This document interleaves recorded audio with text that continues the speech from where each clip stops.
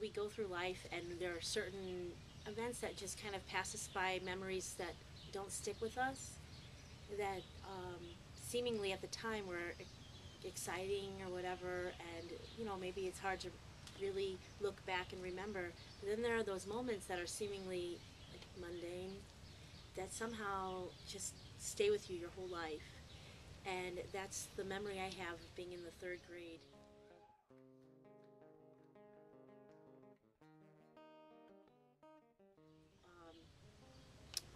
And I was sitting, I just remember exactly where I was sitting. I was in between, my maiden name is Lewis. I was in between a Larson and a Lisenby.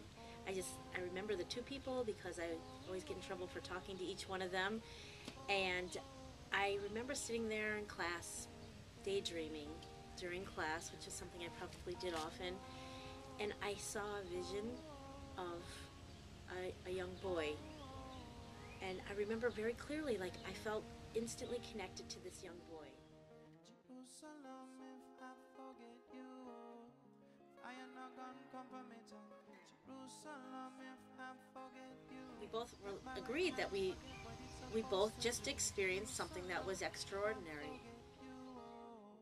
I am not gonna compromise. Jerusalem, if I forget you. In the ancient days, we will return without delay, and picking up the bounty and the spoil is on the way. So fast forward in my life, I remember in college I was dating someone, and he wasn't Jewish. It was a nice person.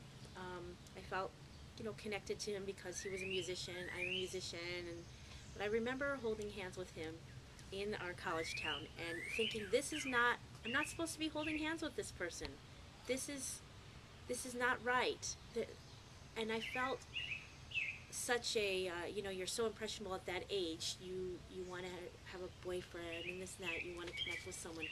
But I knew that this wasn't right, and I went against what was my inner feeling of truth. So a couple years down the line, I realized that wasn't right, after a lot of pain and, the typical pain of growing up. And then I did meet another young man, and he was Jewish. And he was the exact opposite of this other person. The other person was very philosophical. He was just all fun. And while I was dating him, my brother-in-law said, I have someone working for me, and this person is the right person for you. And I said, no, I'm not interested. And my sister said, I know him too, and I think it's right, and I think you should give it a chance. I said, well, no, I don't want to. He sounds too normal. Like, he's not exotic like the man I was dating from Israel, and it was very, sounded very exotic. So my brother-in-law said, well, when you are done with this relationship, you're going to meet this guy. And I wasn't one to jump from relationship to relationship. I don't know what made him say that, but it did. He said that. So I remember that I also knew that this wasn't the right person. Pretty much from day one, I remember thinking, I don't know why I continue to stay in this, but as young women, sometimes we make choices that aren't always the best for us. But I remember one day saying, this is not good. I need to break this off. I remember I taught at a Sunday school at the time. I remember driving to work. I remember turning on 5th Street. And again, one of those moments that you do all the time, seemingly mundane, yet it imprints itself on your memory. I remember turning the corner and saying, today is the day I'm going to do this. And I'm one who has a hard time with decisions. But I knew I had to do it. I knew there would be a lot of pain involved, but I went home and I said, it's time that we end this relationship. It's not good for either one of us. And it was really hard, but I remember that there was a catharsis in it, knowing that this was probably something that was in my best interest and his best interest. So soon after I broke up, it was the Jewish holidays. I remember it was a very powerful time for me because it was Rosh Hashanah, And I did really feel a sense of transition in my life, and that this was a new beginning. And I decided I'd write a letter to God, which I'd never done before. No one told me to do it. It wasn't, right now people, it's a kind of a popular thing. But at the time I thought, I'm going to write a letter to the Almighty and ask Him to guide me, because I clearly don't know what I'm doing. So I wrote a letter, and in the letter I just put it all down, what I want in a husband. I was 23 at the time, so it's pretty young, but I wrote down, and it was pretty clear what I wanted. I wanted someone who was going to be my lifelong partner, someone who was going to share my love of Yiddishkeit, someone who was going to grow with me, someone who was going to accept my flaws and I would accept his, someone who we laughed a lot, we could enjoy each other's strengths and help each other with the weaknesses. I really laid it all out, and it was October 1st, 1993. I have the letter. And not too long after, my brother-in-law said, I think you're ready to meet this person. And again, I remember exactly where we were. We were at my favorite coffee shop in Minneapolis, Dunn Brothers. And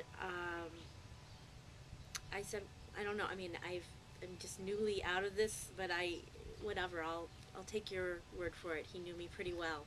And on the 13th of October is when I had my first meeting, because it wasn't exactly a date. We just gathered.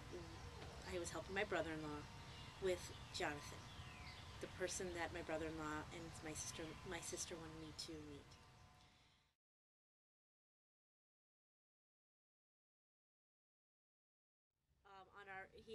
He asked me for a first date, so I said okay. So we met.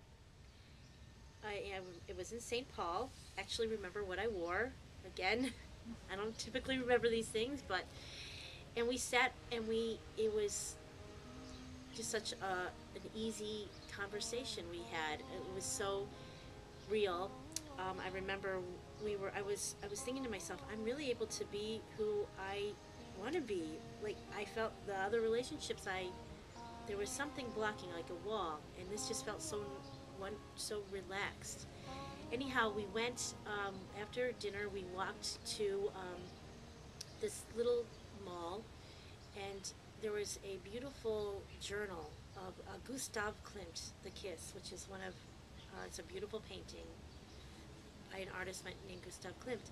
And he said, why don't you get that for yourself? He saw me eyeing it, and I said, no, at the time I think it was $8, but that seemed like a lot, and I was a college student. And so, whatever, we walked on. And then before the date ended, he said, I have a gift for you in my car. And he pulled out a plant. And I'm like, that's so that's so interesting. No one's ever done that before. It's kind of odd, but I loved it. I remember driving with the plant on the passenger side, as if protecting it, driving home, and thinking that was really a pleasant experience. I was at his house. He was at the time going to school and living with his mother, and I saw that beautiful journal that I loved. I saw it at his house. I said, wait, what are you doing with this? I saw this, and I was going to pick it up. He said, no, don't pick it up. And I said, why? He said, don't pick it up.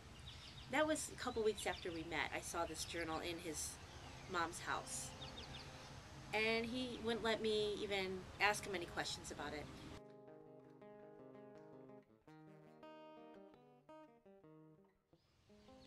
We went to a coffee shop to study. We were both studying, and then we got a little bit, to talking in between studying, and suddenly we both felt, we were talking, and all of a sudden everything around us disappeared, and we were elevated, or I felt elevated, and everything around us disappeared. We were talking to one another. I don't even remember what we were talking about, but it was like a stream of energy between the two of us, and then it lasted for maybe a minute, and then somehow we were brought down, and we both looked at each other, and he said, did you did you experience that? And I said, yeah. We both knew we had the same experience at the same time of being elevated and everything around us disappearing. And we had this strange, both of us had this strange feeling of Jerusalem long ago.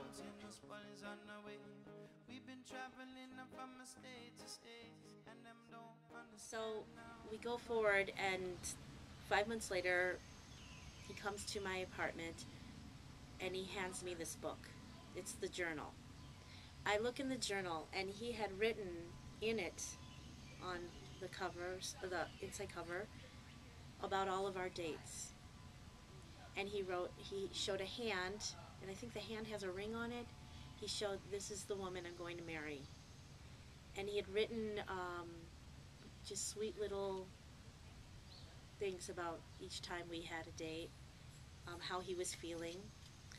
And he gave it to me, and he asked me to marry him. And of course, it was, it was, yes, there was no question. We both knew that. He knew that. It wasn't a real surprise. I remember he handed it to me. He said, I want to marry you. And I said, of course, I want to marry you too. He said, no, I want to marry, I didn't realize he was really asking me. And then he showed me the ring, that he had designed a ring. It's a bridge. No, there must be some symbolism in that.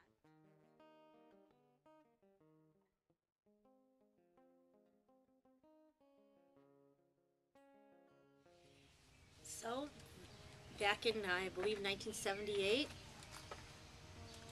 in the third grade, when I was sitting between the Larson and the Lisenby, and having that daydream, I was daydreaming about my Bashert, Jonathan, and I truly believe that that was the person that I was daydreaming about, and it all came to fruition with, I believe, with God's help. Jerusalem, if I forget you, fire not gonna compromise. Jerusalem, if I forget you, let my right hand forget what Months it's later, supposed and to now it's do. been, Baruch Hashem, almost 17 years. Thank God we've got a gaggle of boys and wonderful children and a really good life together. And we on occasion will have moments. Think well, many times we look at each other and we thank God that we met each other. Abba Shimcha Lead Malkeinu Hakel Hamelech Hagadol V'Akadosh Bashamayim Uva'aretz Ki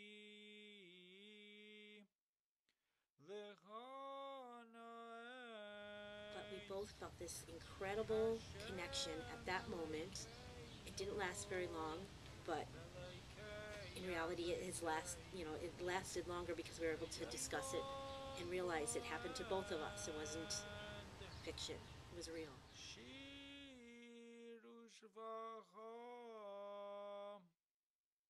Halel v'zimrom